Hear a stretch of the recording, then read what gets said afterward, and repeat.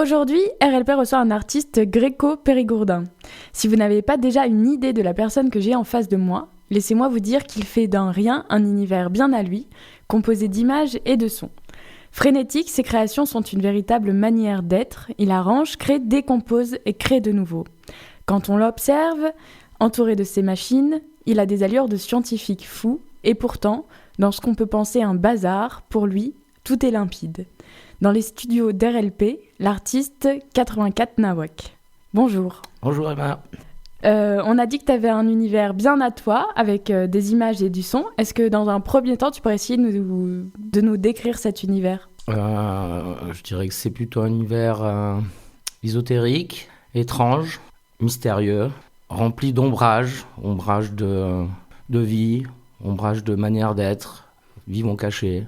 Ouais, c'est des images comme ça. Je suis pas un grand dessinateur, hein, mais ah bon j'ai beaucoup d'imagination, non-stop. Voilà, je produis beaucoup. Et justement, on va s'intéresser surtout à tes peintures, parce que tu fais également donc de la musique, mais là, on se concentre sur tes peintures. Du coup, ma première question, c'est comment tu as appris et quels ont été tes premiers rapports avec le dessin ? Je pense déjà tout petit, je pense que j'avais une mère, un grand-père qui dessinait, qui peignait. Et je pense que j'ai eu ces visions déjà tout petit, sans m'en rappeler vraiment en fait. Je pense que je les ai vues et que j'ai, par mimétisme, de reproduire les mêmes choses. Je pense que ma mère m'a mis au dessin très jeune, enfin comme tous les enfants, elle a des crayons de couleur, des machins. Et je pense que ça me plaisait, ça me faisait sortir d'un autre univers. C'est de pouvoir créer des images qu'on a dans la tête, peut-être, je sais pas. Donc j'ai commencé comme ça, très petit, je me souviens plus l'âge du tout. Hein. Et je pense que ça m'a plu très vite que ma mère m'a inscrit à une école de dessin, que je devais avoir 5-6 ans, je pense, dans laquelle j'ai dû rester 1 ou 2 ans, dans la section enfant, mais ça me plaisait pas trop. Il y avait un professeur de dessin qui était pas très sympa avec moi. Une pathologie de daltonisme que j'ai. Il pensait que je me moquais de lui en inversant des couleurs dans les dessins qu'il demandait.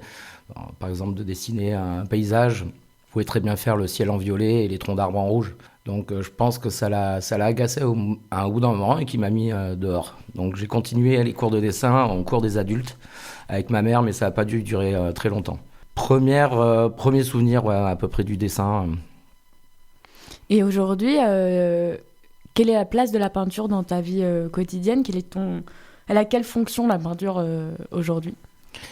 Je dirais que c'est un exutoire. Enfin, tout comme la musique en fait. Hein. C'est un exutoire, mais qui me prend énormément de temps. Quand je m'y mets, c'est des 8 heures jusqu'à 10-12 heures de peinture par jour. Non-stop. Donc je travaille sur plusieurs toiles en même temps. Le temps des séchages ou des dessins, je m'occupe. Et donc elle est nécessaire ? Elle est nécessaire, tout à fait. Enfin, je vois pas trop ce que je ferais d'autre, quoi. Et dans tes peintures, je peux distinguer quelques caractéristiques, à savoir des figures plus ou moins humaines, des écritures, des visages plus ou moins tristes ou blasés quand même, des yeux perçants, entre autres, que d'autres caractéristiques. Qu'est-ce que ça traduit ? Qu'est-ce que tu cherches à représenter avec ça ? J'aime bien en fait tout ce qui est un peu mystérieux. J'aime ne pas comprendre. Ça me plaît, ça suscite beaucoup de questions en moi. Que ça soit dans la musique ou dans la peinture ou dans n'importe quoi, ou dans le cinéma, j'adore les choses où je comprends pas. Je me dis, mais qu'est-ce que c'est que ça ? Et je sais pas si c'est fait exprès. Hein. Bon, j'ai dit que je suis pas un grand dessinateur. Ça se trouve, si je serais un très bon dessinateur, je ferais des paysages superbes à l'aquarelle. Bon, non, je suis pas un super dessinateur, mais c'est pas ce qui m'intéresse non plus. Donc, je retranscris des personnages, oui, peut-être blasés, ce que je vois peut-être autour de moi, hein, parce que bon, je vais pas dire que je vois que des gens avec le sourire. Ouais, j'aime bien cette part de mystère, mystérieux. Et dans le mystère, il y a la silhouette floutée, la chose qu'on n'arrive pas à distinguer. Et je pense que ça me plaît vraiment. L'écriture, je pense dans tous les styles, même anciens, que ce soit les Égyptiens, les Grecs, il y avait toujours des dessins, il y avait toujours des écritures à côté. Donc ésotériques, des cercles, des triangles carrés, la croix, enfin des signes simples comme ça. Et j'ai commencé en fait en faisant ça, en mettant des signes, des petits mots, des trucs dans mes dessins, pas forcément cachés, mais des fois si cachés. Et ça fait 2-3 ans que je commence à me dire, cette écriture bizarre que je fais, peut-être en former un alphabet, mon alphabet à ma façon, pour pouvoir écrire des choses dans mes dessins, faire passer des messages. Bon, certes, il y a que moi qui les comprends, les messages, et bon, des fois même je les comprends pas, j'arrive pas à me relire, mais bon, ça va venir, hein, c'est un long travail de faire un alphabet. Et j'avais commencé, mais il était trop simple, il y a des gens qui pouvaient le déchiffrer. Donc là, j'ai mis une pointe de difficulté en plus dessus. Donc toujours pour garder le mystère en fait. Ouais, c'est pour garder le mystère, mais en même temps, c'est aussi comme on est un exutoire, c'est de lâcher des trucs que je pense à l'intérieur de moi, mais que je vais pas écrire à l'endroit, sinon on va dire non, mais il est pas bien lui. Hein. Donc je préfère le marquer à l'envers, même si non, il y a beaucoup de messages de paix et d'amour, non, hein, malgré un dessin qu'on peut penser un peu sombre. Donc des messages de paix, d'amour. Oui. Pas tout le temps, mais ils sont mélangés. Hein, les sentiments, ils sont mélangés.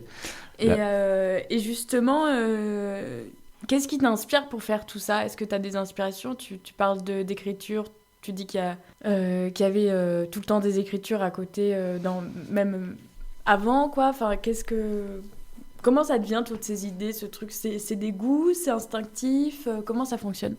Je sais pas. C'est peut-être du remplissage. Du remplissage de dessin.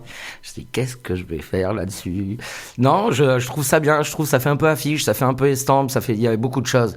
Tu vois, les estampes japonaises. Donc, tu as un dessin et à côté, tu as une phrase, on va dire. Ça peut être le titre du tableau. Non, je me pose pas trop de questions sur ça. Du pourquoi, du comment. Okay. Ça, c'est fait, c'est naturel et je le fais évoluer voilà, au fur et à mesure. Ouais, ça sera... je pense que dans 20 ans... je pourrais écrire Le Seigneur des Anneaux 4, quoi. Non, je déconne. Et dernière question.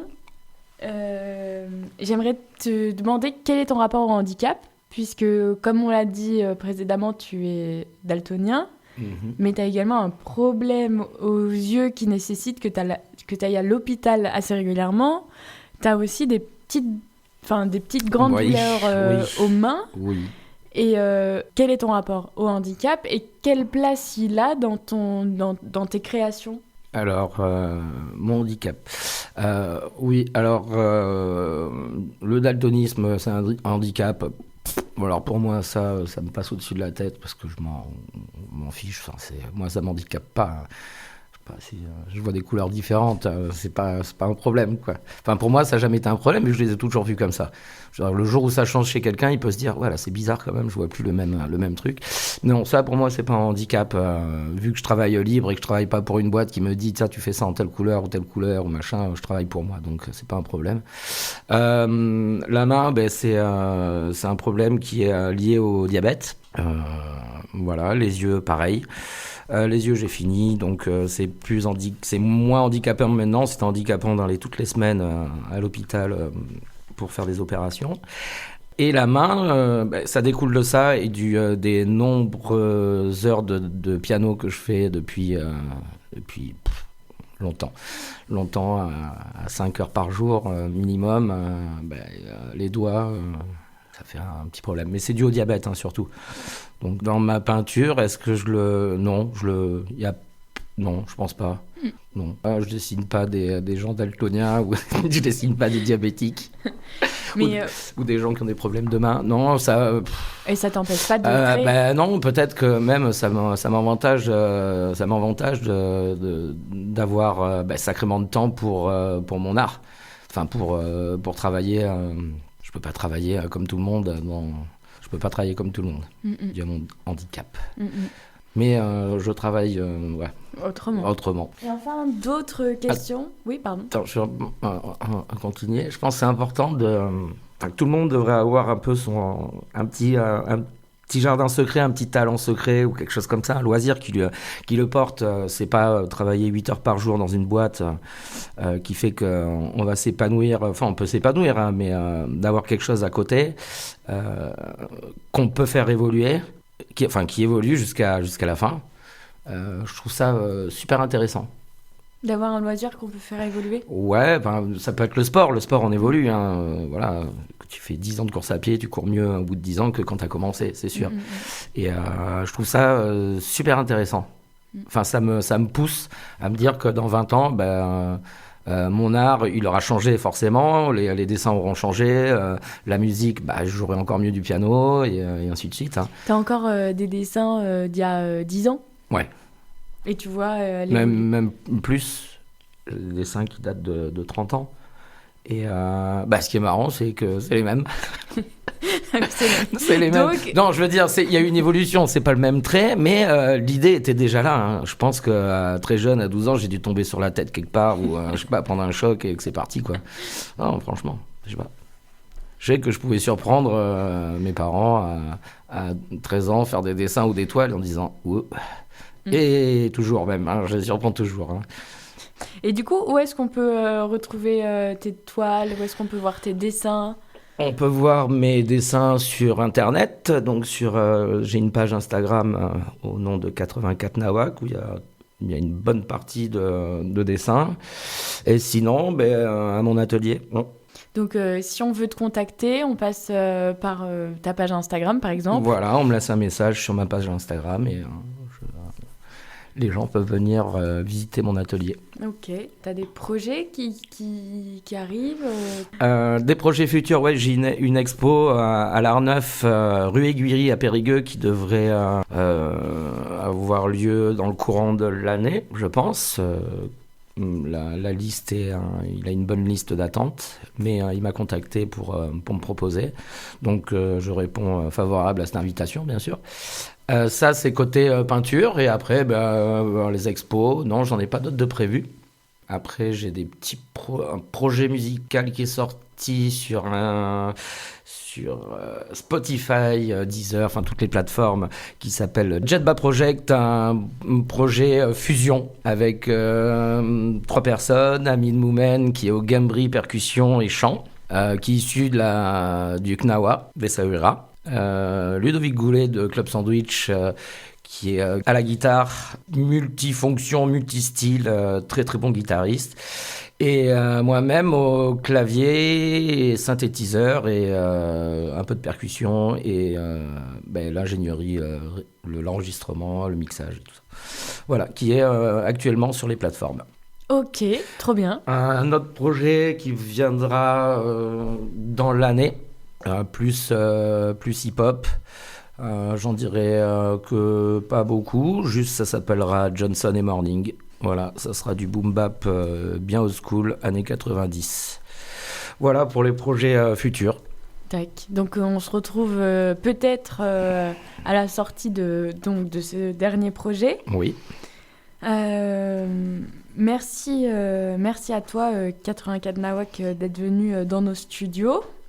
Et puis bonne continuation et à très vite pour la sortie de tes nouveaux projets. Merci RLP, merci Emma. Et tout de suite, on écoute un son du dernier projet de 84 Nawak, Jetba Project, avec le titre Nas Binas. RLP.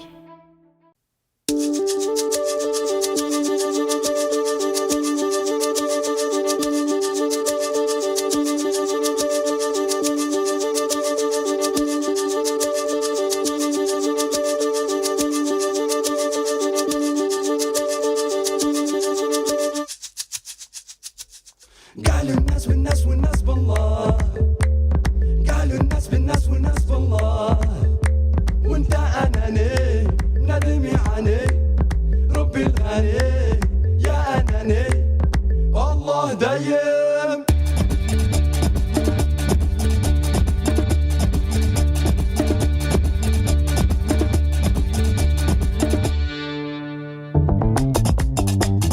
ولد الخير واخا فقير صافي وقلبو كبير وبال الدنيا ما يحير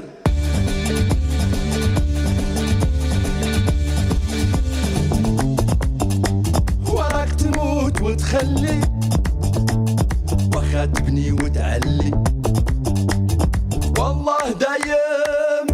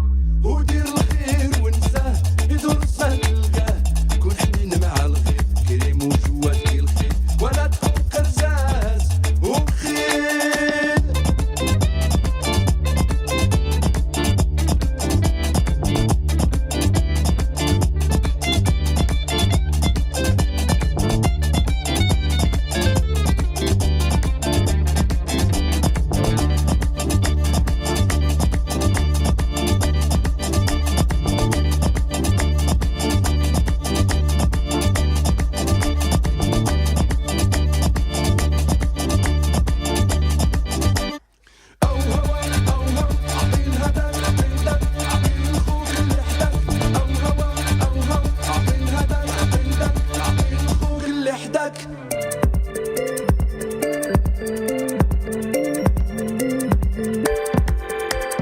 قالوا الناس والناس والناس بالله قالوا الناس بالناس والناس بالله وانت اناني ندمي عني ربي الغني يا اناني والله جواد